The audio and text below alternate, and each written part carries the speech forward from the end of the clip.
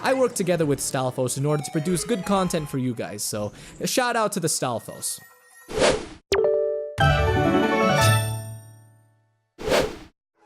What's going on, ladies and gents? Welcome to another episode of Ocarina of Time. As you will remember, we are back in this room that, as you will remember, we needed a small key to access, but we didn't have a small key at the time, the last time that we were here.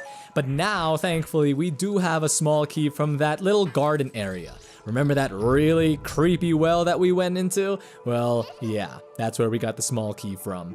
And this is another creepy area. The corridor is all twisted. You don't say, huh, Navi? I know that I was talking about people saying that this dungeon is scary in the last episode, and I will say that it is creepy, but again, to me it's not the scariest dungeon in this game. Watch for the monsters, or the shadows of monsters that hang from the ceiling. And the character, or the creature that Navi is talking about here is the Wall Master.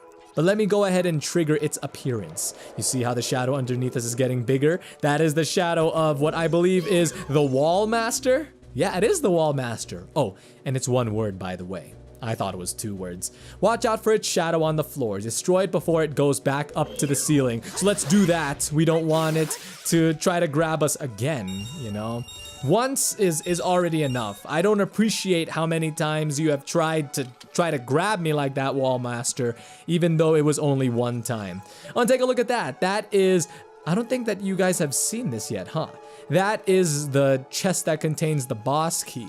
In all of the dungeons that we have completed so far, whether it be the Deku Tree, what else?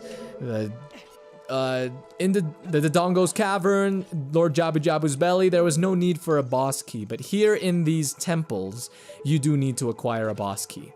Please tell me that there's a small key somewhere in here. I don't have a compass, so I don't know if there are any hidden items in this area, but it looks like that there is no small key. So it looks like we need to go back to the main chamber of the dungeon. The only other door that we could access was this door up here. Now, I'm not entirely sure what is behind this door, as is the case with most doors that I've encountered in this dungeon so far. Well, there's a bubble, we know that for sure. So let's just finish this guy off and then make our way through this hallway into this door. Ah, and it's another... Oh, I knew it. I knew it. The moment that I saw this big circular room, I knew that I was going to have to fight some Stalfos. Let's get some information on these guys. Lure it close to you and watch its movement carefully. Attack it when it drops its guard. So again, just like with the Wolfos, you need to pay attention to the enemy's movements, his strikes, the way that he walks around, in order to be able to land strikes at him. Oh, and of course you want to make sure that your shield is up, because these guys can do a good amount of damage to you if they hit you with your sword. Just like that, even though I had my sword up. He slashed me over my shield, so... Alright, so that's one. Now let's take care of the second one. It shouldn't be all that much harder. I feel like taking out this guy with a bomb, because why not, you know? And he's smarter than that, I guess. Or maybe it was just bad timing on my part. But really, these guys aren't all that complicated. As I've been saying, they are a lot of fun to fight in my opinion, so it's a good change of pace from fighting bubbles, from fighting Deku plants in the last episode. But this is taking way too long, Stalfos. Come on, let me finish you off so that the audience can continue enjoying the rest of this episode, because I think that they're getting bored, you know? I work together with Stalfos in order to produce good content for you guys, so a shout out to the Stalfos. The small keys are always contained in these small chests, you know, so many times in these dungeons, whenever you see a small chest like that, you know that it's a small key. It's in these temples where you first use boss keys, right? But I'm trying to think, were there any dungeons before this where we used small keys? I think that there was. I think that you had to use small keys inside the Deku Tree, I believe. But not in the Dodongo's Cavern or in Jabu Jabu's Belly. I'll say right now that this twisted corridor is making me think of a churro. And I'm getting hungry. I have not eaten lunch yet. And I haven't had a light snack after breakfast. So I am getting a little bit hungry now. here is where we will have our first interesting fight or second interesting fight, because we did fight the Stalfos, and in my opinion, that was an interesting fight. But here we will have our second interesting fight with these Poes over here, or this Poe, it's singular. It looks like whenever you enter first person mode that it disappears like that. So I really don't remember what I'm supposed to do in order to trigger this fight. Do I just walk down here? No, it doesn't look like that's going to do anything at all.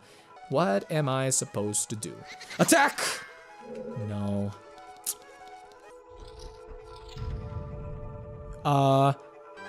So I just completely ignored the Poe? Is that what I was supposed to do? Really, was that what I was supposed to do? I'm pretty sure that I was supposed to fight the Poe. Oh, I got it. I get it now. It all makes sense to me. And I've only got 2.5 hearts left, but it makes sense to me. I need to use the bow and arrow and then shoot the paintings. Okay.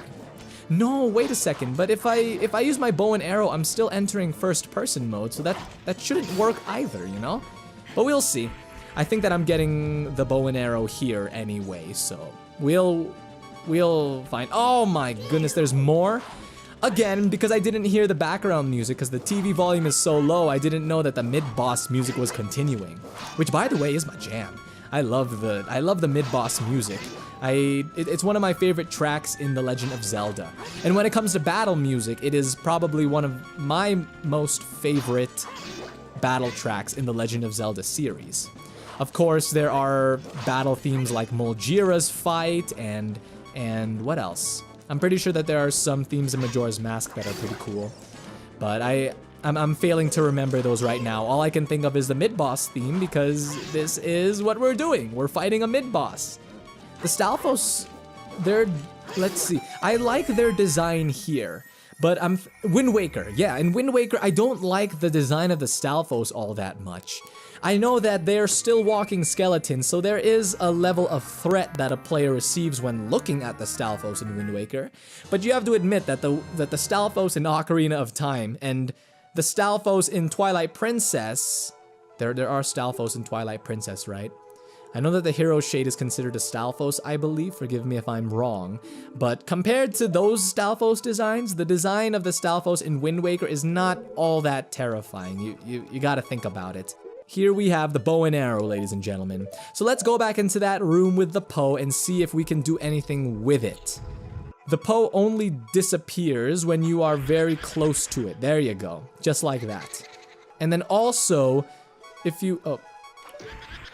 I don't know. I was trying to think of like something, or trying to explain my ideas, but I just couldn't. Anyway, the point is that we got this Poe to appear, and now we are going to kill it. It's nothing all that terrifying. We could, I think, take our bow and then kill it. I think, if it'll appear. There you go, just like that. And then you can shoot it like that. I think that you could also take it out with your Master Sword.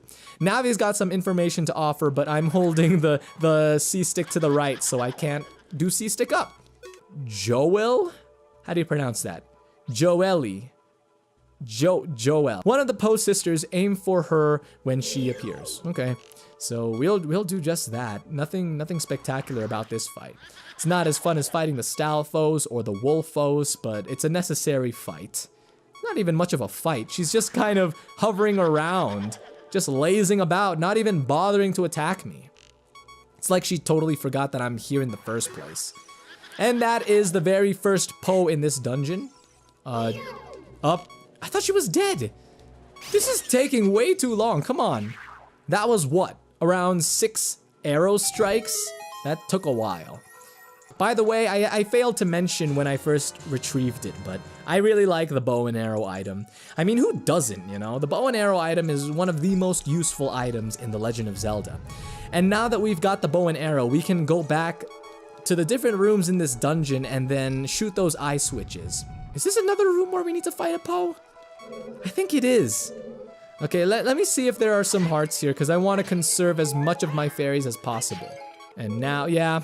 Looks like we're going to have to Going to have to fight more Poes here, but it's not all that complicated. I think I should just go ahead and skip this, because it's not, one, it's not all that entertaining, and then two, it's pretty repetitive. There's nothing different about it, you know?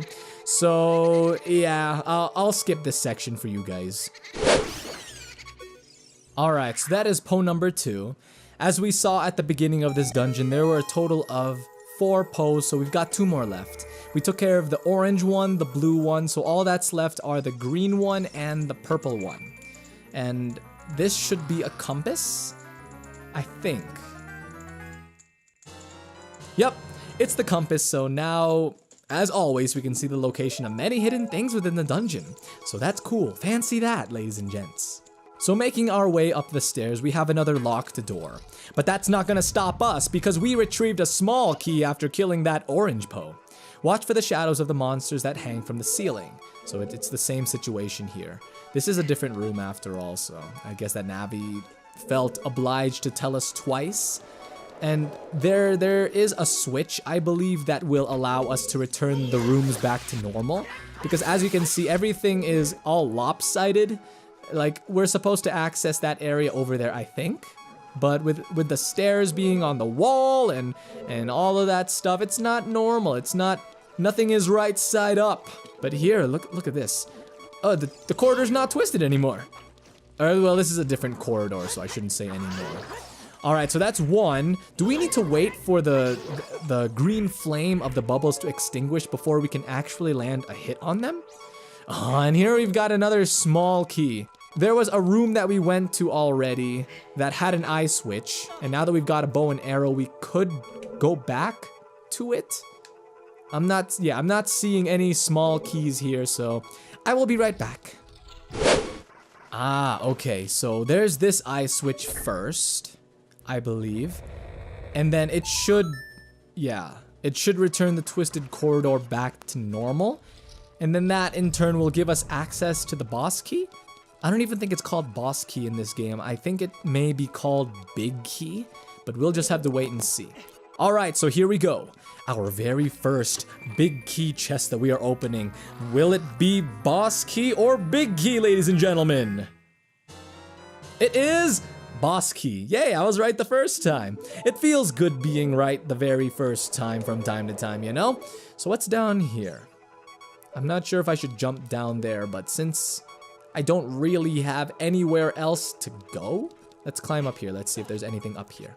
Nope, nothing up here, so may as well just jump down here and see what lies beneath. Huh, wait a second. What is this place? Oh, no! These bubbles, I didn't even realize that there were 2. I could have died just now. I could have wasted a fairy. Oh man, we are at half a heart. Let's focus here. Before we conclude the episode, we need to do something special. And no, I'm not referring to anything specific. I'm just hoping that I will run into something special before the episode ends. Well, getting hearts is something special, but it's not really special enough, you know? Whoa! I didn't even see you there, Deku Baba. Let me cut your neck off! Oh, and it looks like because he's a big one, he's got a little bit more health.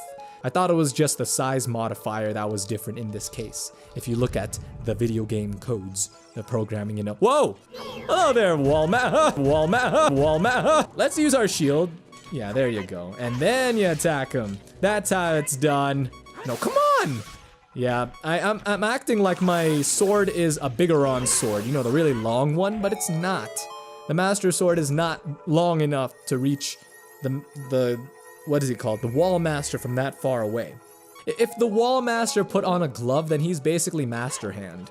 I call him Master Hand because he's not doing a bunch of crazy things like Crazy Hand does, so he's Master Hand in my eyes. But here we go. This is the small key that we need. However, we are going to access that door in the next episode because we are running over a bit. Thank you guys, as always, for tuning in. I really appreciate that you guys took the time to watch this video. If you enjoyed the episode, please don't forget to give it a like. It really helps in growing the channel. And if you would like to see more content from me, please don't be afraid to hit that big red subscribe button. I will see you guys in the next episode of Ocarina of Time, but until then, take care.